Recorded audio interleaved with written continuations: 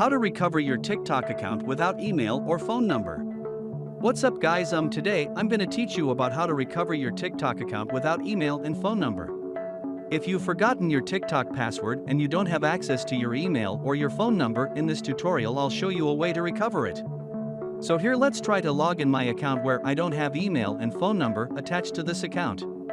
Okay, here's the steps to recover your TikTok account and reset your password. Go back to your home page and open any browser. Now here go this website. When it's done, you're going to be downloading apps Kaye's TikTok Mod APK. When you install this app, you must enter your login of account and click hack. After process is finished, password is generated. Go to your account and log in using this password. Have a good day, enjoy the password and enjoy this app.